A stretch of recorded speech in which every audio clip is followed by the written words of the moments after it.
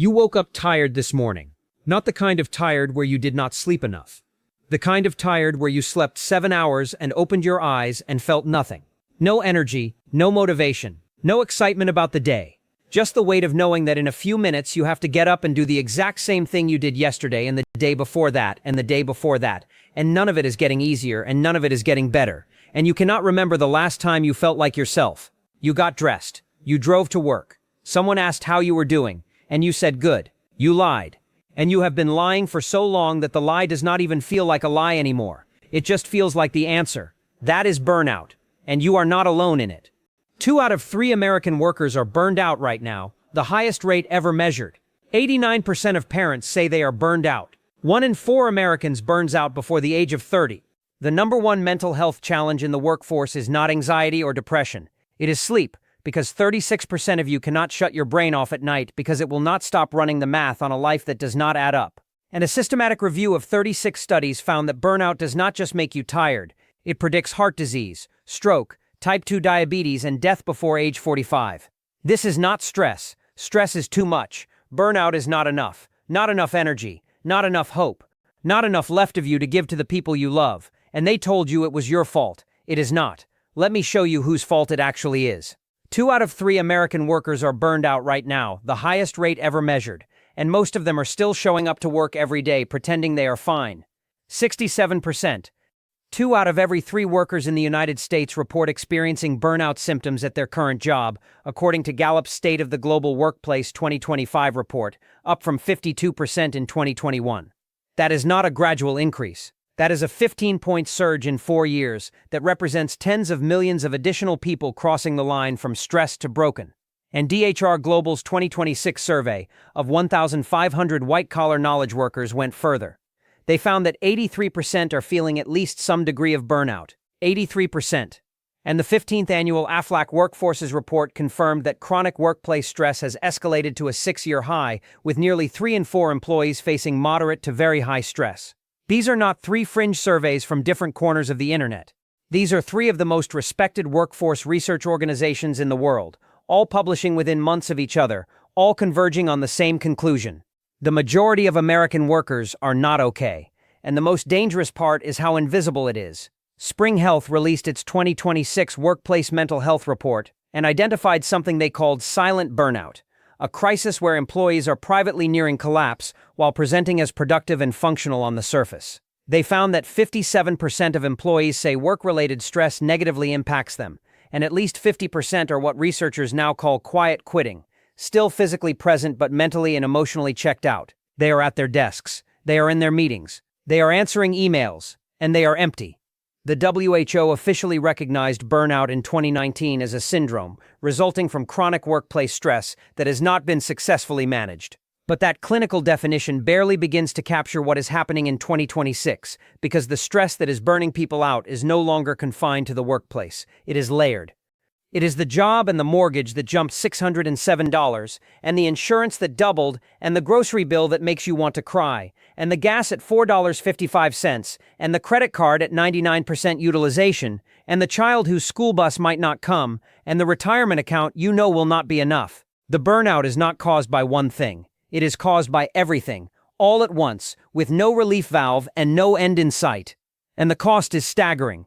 Calm Health documented that burnout-related productivity losses and turnover cost organizations $322 billion annually. Companies lose an estimated $300 billion in stress-related absenteeism alone.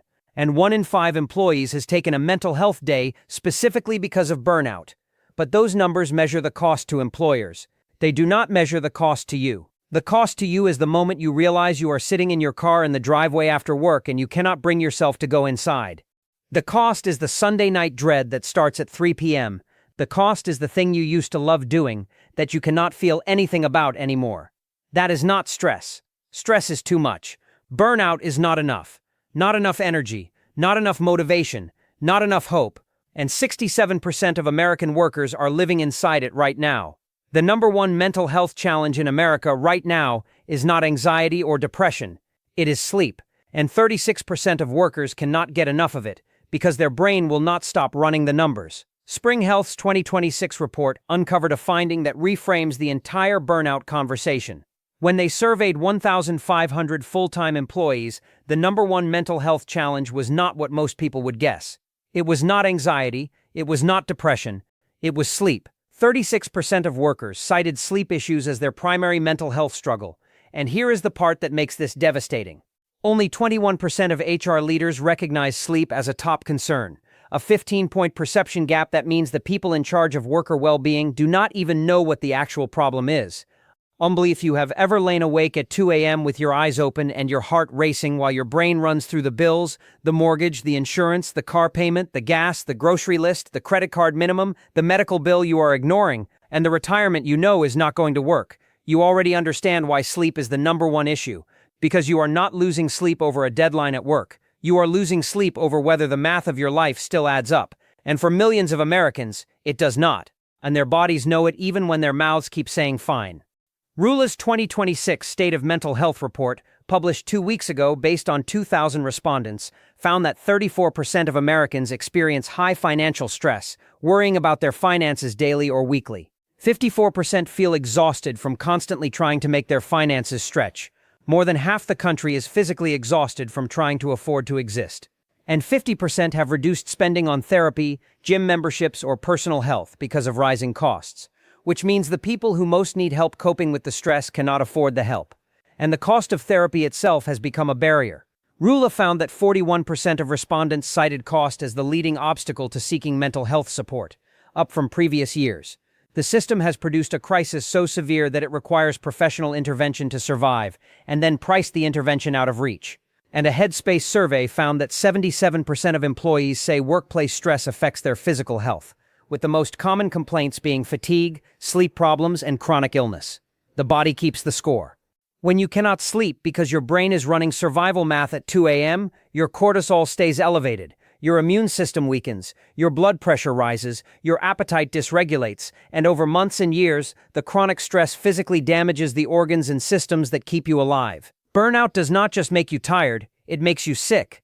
And a country where 36% of workers cannot sleep, where 54% are exhausted from trying to stretch their money, where 77% say stress is destroying their physical health, and where 41% cannot afford the care that would help, is a country that is not just burning out. It is a country that is slowly, quietly, physically breaking down, one sleepless night at a time, and the alarm clock goes off in the morning and you get up and you go to work and you do it again because stopping is not an option. That is not resilience. That is a body running on fumes in a system that mistakes your exhaustion for consent. The people who are supposed to take care of you when you break down have already broken down themselves. 55% of healthcare workers are planning to leave. Here is the most terrifying version of burnout in this entire video. The nurse who is supposed to stabilize you when you arrive in the emergency room is running on 4 hours of sleep, working a mandatory double shift because 3 of her colleagues quit last month and has not taken a real day off in 2 weeks. The doctor who is supposed to diagnose your chest pain is spending 2 hours on electronic health record paperwork for every 1 hour of patient care and is so emotionally depleted that burned-out physicians now have 1.5 times higher odds of patients reporting poor communication. And the therapist you finally got the courage to call has a wait list that stretches into next year, because there are not enough mental health professionals to meet the demand in a country where 67% of workers are burned out and 41% say cost is their leading barrier to getting help. Project Hope reported in March 2026 that nearly 1 in 5 U.S. health workers left their jobs during the pandemic, and 4 in 5 of the workers left behind say they have been affected by the resulting staffing shortages, working longer hours with higher patient loads. And the crisis is not stabilizing, it is deepening. More than half of U.S. health workers, 55%, say they plan to look for or switch jobs within the next year. The country faces a projected shortage of up to 124,000 physicians by 2034, according to Reuters, and a broader shortfall of nearly 700,000 healthcare professionals by 2037. And the data on what this does to the workers themselves is devastating. The Surgeon General issued a formal advisory on health worker burnout, documenting that 76% reported exhaustion and 58% of healthcare workers now say that moral injury, the specific trauma of being unable to provide the care they know their patients need, because the system will not let them, contributes more to their burnout than simple exhaustion. They are not just tired. They are morally wounded by a system that forces them to provide less care than they know is right every single day to every single patient, And this moral injury cascades. Research published in peer-reviewed journals documented that burned-out healthcare professionals pass their disillusionment to the next generation, creating a cycle where burned-out personnel generate more burned-out personnel. Mortality risk for surgical patients increases by 1% for every additional patient in a nurse's load. Burned-out clinicians provide lower quality care, resulting in 20% lower patient satisfaction scores. And 70% of nurses cite inadequate staffing as the primary cause of their stress. The system is eating itself. The workers burn out. They leave. The workers who stay absorb their caseloads. Those workers burn out faster. They leave, and the cycle accelerates. And at the end of the cycle is you, the patient, the person who shows up at the emergency room at 2 a.m. because the burnout finally broke you, only to discover that the people who are supposed to put you back together are more broken than you are. That is the healthcare system in 2026. A system staffed by people who need help, serving people who need help, in a country that has decided not to give either of them enough. 89% of American parents report feeling burned out, and the CARE report that documented it contains the most alarming number I have ever read in a survey. Care.com released its 2026 Cost of Care report in February, its 13th annual survey of 3,000 American parents, and the findings are so severe that the CEO of the company called it a breaking point. 89% of parents report feeling burned out as a result of challenges, finding, managing, or paying for childcare. 90% report lost sleep.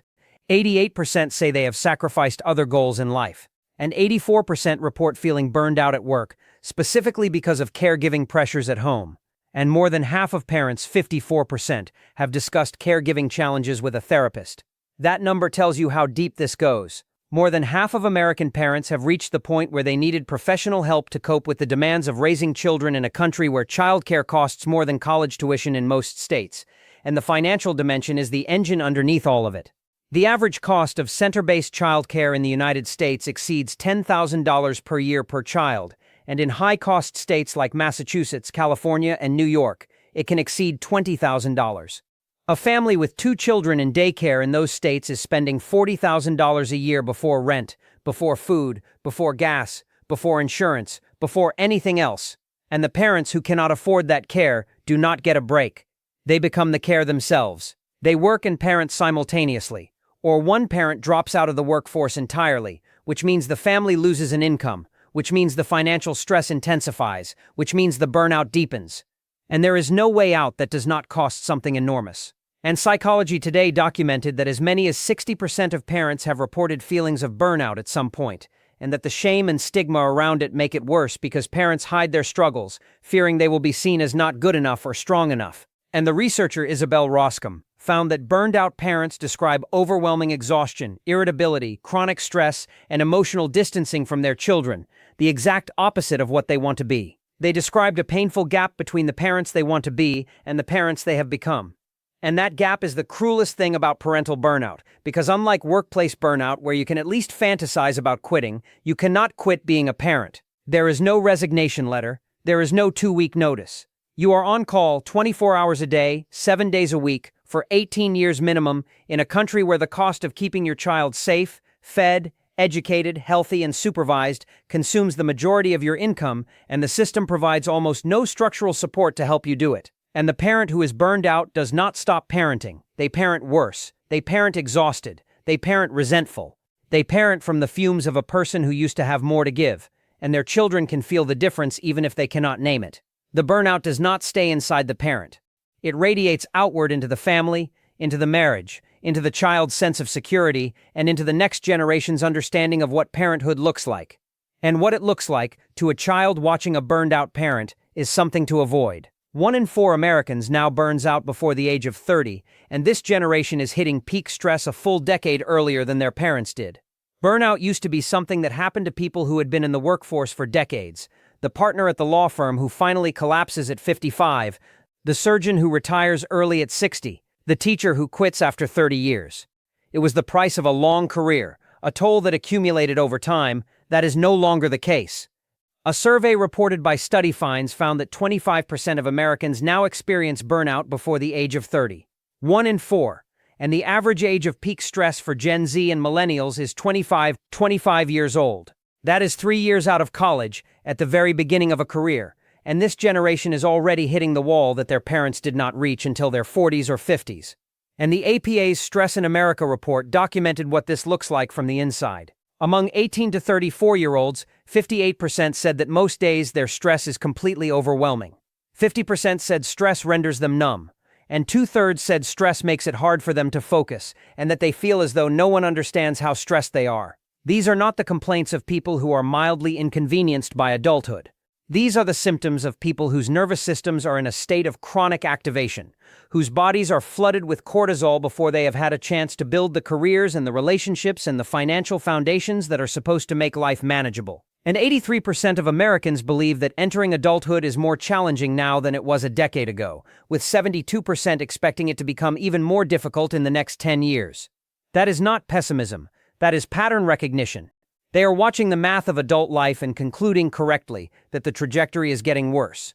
Gen Z and millennials reported significantly higher current stress levels, 51%, compared to Gen the 10th and older counterparts at 37%. And the top stressors cited across all age groups were financial concerns at 30%, politics at 26%, and work pressures at 25%. Three forces that are chronic, that are getting worse, and that are entirely outside the control of the 25-year-old who is already burned out. And here is why early burnout is a different kind of crisis than late career burnout. When a 55-year-old burns out, they have 30 years of savings, equity, professional relationships, and life experience to fall back on. They can take a sabbatical, they can downshift, they can retire early. When a 25-year-old burns out, they have nothing. No savings, because the wages do not cover the rent. No equity, because they cannot afford a home. No professional capital, because they are 3 years into a career that has not yet produced leverage. And no reserves of any kind, financial or emotional, to absorb the hit. So the 25-year-old who burns out does not take a sabbatical. They collapse. They move home. They stop trying. They join the population that the previous video in this series described, the people who quietly quit society. And the SHRM data confirms the behavioral consequence. 34% of workers have accepted lower-paying jobs to protect their mental health. Another 22% quit without another job lined up. People are making enormous financial sacrifices just to escape the stress, not because they are weak, but because the stress has become so severe that poverty feels less dangerous than continuing. And a country that burns out its young people before they have had a chance to build anything is a country that is consuming its own future. Because the 25-year-old who is already empty is not going to become the 35-year-old who builds something. They are going to become the 35-year-old who is still recovering from what happened at 25. And the decade they lost does not come back. Burnout is not just making you tired. It is physically destroying your organs. A systematic review found it predicts heart disease, stroke, type 2 diabetes, and death before age 45. Most people think of burnout as a feeling, as being really, really tired, as needing a vacation. They are wrong. Burnout is a measurable physical process that damages your body at the organ level, and a landmark systematic review published in PLOS One, analyzing 36 prospective studies, found that burnout is a significant predictor of coronary heart disease, hospitalization due to cardiovascular disorder, hypercholesterolemia, type 2 diabetes, musculoskeletal pain, prolonged fatigue, gastrointestinal issues, respiratory problems, severe injuries, and mortality below the age of 45 years. Read that list again. Those are not metaphors. Those are clinical diagnoses. And the research from Aga Khan University linked prolonged burnout to a 79% increased risk of coronary heart disease. 79%, that is not a marginal increase. That is a near doubling of your risk of the #1 killer in the United States because you stayed in a job or a life situation that was grinding you into powder, and you did not stop because stopping was not an option. And the American Psychological Association published research explaining the mechanism. When burnout becomes chronic, cortisol levels dysregulate. Instead of spiking during acute stress and then returning to baseline, cortisol flatlines or stays chronically elevated. And when cortisol is dysregulated, it disinhibits the inflammatory response of the immune system, leading to hyperactivity of innate immune inflammatory processes. In plain language, your body starts attacking itself. The inflammation that is supposed to protect you from infection becomes chronic, systemic, and destructive. It builds plaque in your arteries. It disrupts your insulin sensitivity. It damages the lining of your gut. It weakens your ability to fight off viruses and bacteria. And the Mayo Clinic put it as bluntly as a medical institution can. They said the long-term activation of the stress response system and too much exposure to cortisol and other stress hormones can disrupt almost all the body's processes. Almost all. Heart disease, stroke, digestive problems, muscle tension and pain, sleep problems, weight gain, memory and focus impairment, depression, anxiety. That is the Mayo Clinic's list of consequences for chronic stress, and the American Heart Association connected it directly to behavior. Burnout leads to smoking, drinking more alcohol, and not getting enough sleep, all of which have downstream biological consequences that lead to atherosclerosis, the buildup of plaque in the arteries that causes heart attacks and strokes. So the person who drinks a glass of wine every night to take the edge off the day, the person who stopped going to the gym 3 months ago because they cannot find the energy, the person who eats takeout 5 nights a week because they are too drained to cook, those are not lifestyle choices. Those are burnout symptoms. And the downstream consequences of those symptoms are the chronic diseases that are killing Americans at rates that make us the sickest wealthy nation on earth. Burnout is not a feeling you need to push through. It is a condition that is silently, measurably, physically destroying the bodies of 67% of the American workforce right now. And the country is still treating it like a motivational problem instead of the public health emergency it actually is. Number 4. Burnout does not stay at work. It follows you home, sits down at your kitchen table, and slowly dismantles the relationships you built your entire life around. You come home after a day that took everything you had. You walk through the door. Your partner says, "How was your day?" And you say fine, because you do not have the energy to explain what fine really means, which is I am so depleted that I cannot feel anything right now, and the thought of having a real conversation makes me want to lie down on the floor and stare at the ceiling. Your child wants to show you something they drew at school, and you look at it for 2 seconds and say, "That is great, buddy," and go back to your phone because you have no emotional bandwidth left. Your friend texts you about dinner this weekend, and you leave it on read for 3 days. Not because you do not care, but because responding feels like one more task on a list that already has 47 things on it, and you cannot process number 48. That is what burnout does to a human being's capacity for connection. It does not just exhaust your ability to work. It exhausts your ability to love, to listen, to be present, to show up for the people who need you in ways that have nothing to do with your job. And the research confirms that the damage is real and measurable. Psychology Today documented that burnout radiates outward from the individual into the family, contributing to marital breakdown and emotional distancing from children. The researcher Isabel Roscom found that parental burnout creates emotional distancing, where a parent physically present in the house becomes emotionally absent, going through the motions of family life without actually being there, and the partner on the other side of that distance feels it. They feel the conversations getting shorter. They feel the silences getting longer. They feel the intimacy draining out of the relationship, not because anyone stopped caring, but because the person they married has been emptied by a system that takes everything and returns nothing. And the cruelest dimension is that burnout destroys the exact thing that could heal it: connection. Every piece of research on burnout recovery points to the same protective factor: human connection, social support, the presence of people who know you and see you and hold space for you when you cannot hold it for yourself. But burnout strips away the capacity for that connection. It makes you withdraw, isolate, go quiet, and turn inward, not out of choice but out of depletion. The burned-out person needs people more than anyone and has the least capacity to reach for them, and the relationships that suffer are not just the romantic ones. Friendships atrophy, extended family ties thin, community involvement disappears. The Surgeon General's loneliness epidemic and the burnout epidemic are not two separate crises. They are one crisis with two names. The isolation feeds the burnout, and the burnout feeds the isolation. And the person at the center of both spirals gets quieter and quieter until one day the people around them realize they have not really talked, genuinely talked in months. And by then the distance has calcified into something that feels permanent, even though it does not have to be. And here is what I need you to hear. If this section sounds like your life, the withdrawal is not your character, it is your burnout. And the relationships that feel like they are slipping away are not gone. They are waiting for you to have enough left to reach back. The hard part is that reaching back requires energy you do not have.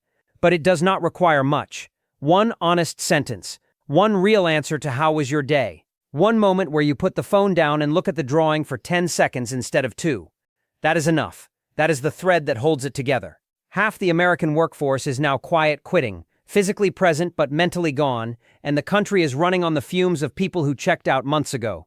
At least 50% of the American workforce is now quiet quitting, according to Gallup, meaning they are doing the minimum required to keep their job and nothing more. They show up, they clock in, they sit at the desk or stand at the register or answer the phone, and they are mentally, emotionally, and spiritually somewhere else entirely. They are not engaged. They are not invested. They are not contributing anything beyond the bare minimum to avoid being fired. And the thing is, you cannot blame them, because quiet quitting is not laziness. It is the rational response of a burned-out human being who has concluded correctly that the system they work inside does not reward extra effort with anything that matters. The promotion does not come, the raise does not keep up with inflation. The loyalty is not reciprocated because the company will lay them off the moment the quarterly numbers dip. So they stop giving more than they have to. Not out of spite, out of self-preservation. And the economy that depends on their effort is running on the fumes of a workforce that checked out months ago. Spring Health identified this as the silent burnout crisis. Employees presenting as productive while privately nearing collapse. Managers who have no idea that the person sitting across from them in the meeting is one bad week away from walking out the door. And the data backs up the scale. Gallup found that 70% of highly stressed employees reported low engagement levels compared to just 20% of employees with low stress. That gap is the quiet quitting in numerical form. And the DHR Global Survey found that associates and entry-level employees are the most affected, with 62% reporting reduced engagement compared to just 38% of C-suite executives.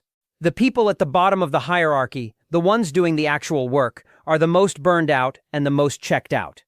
And the people at the top, the ones making the decisions, are the least likely to see it or feel it or understand it. That perception gap is how a company and a country can be falling apart from the inside while the people in charge insist everything is fine. And the related phenomenon, presenteeism, is even more insidious.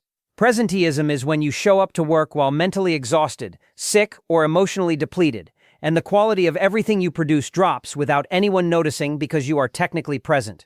And presenteeism costs more than absenteeism. Companies lose an estimated $150 billion annually from presenteeism compared to $26 billion from absenteeism, because a person who stays home sick is counted and accounted for, but a person who shows up running at 40% capacity is invisible in the productivity data, while quietly producing errors, missing details, and dragging down everything they touch.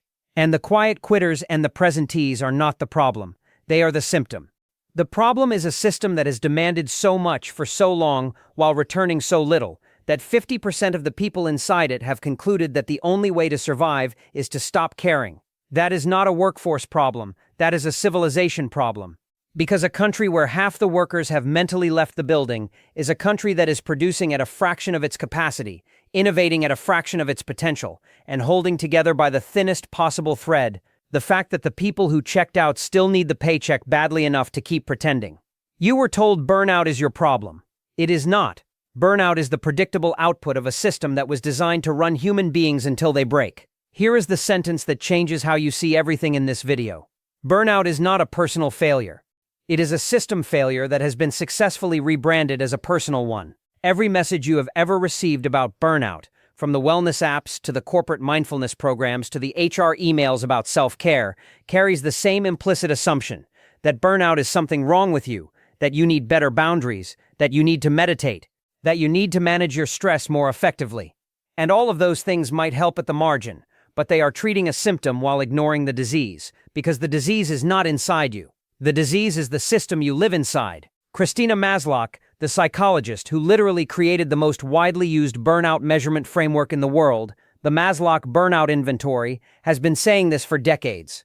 Burnout is not a problem of the people themselves, but of the social environment in which people work. When the workplace puts people in an environment that is overloaded, undervalues them, strips their autonomy, breaks down community, and fails to provide fairness, burnout is not a risk, it is a certainty. And yet the response of nearly every institution in America has been to aim the fix at the individual. Here is a meditation app. Here is a resilience workshop. Here is a wellness stipend. Meanwhile, the workload stays the same.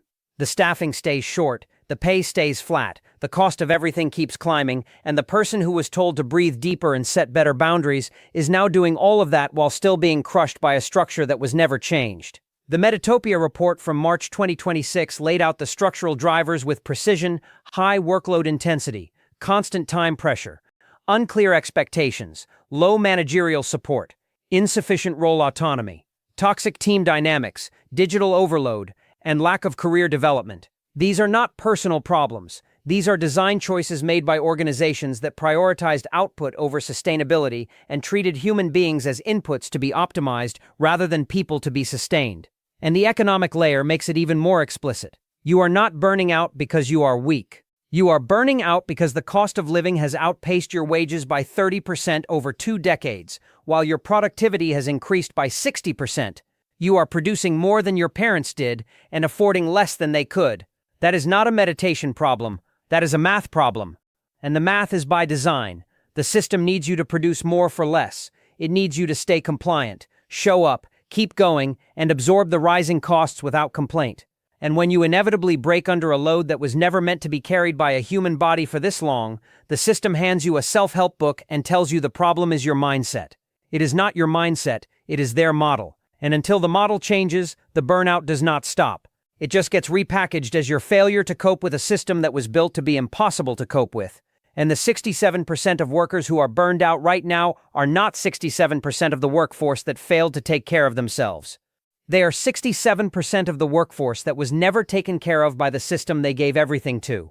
Burnout recovery is not rest. It is rebuilding, and it starts with one small act of defiance against a system that needs you to stay empty. I have spent this entire video showing you a country that is burning out at every level. The workers, the nurses, the parents, the young, the bodies, the marriages, the quiet quitters, and the system that produces it all. And I know what you are feeling right now, because I can feel it through the screen. You are tired.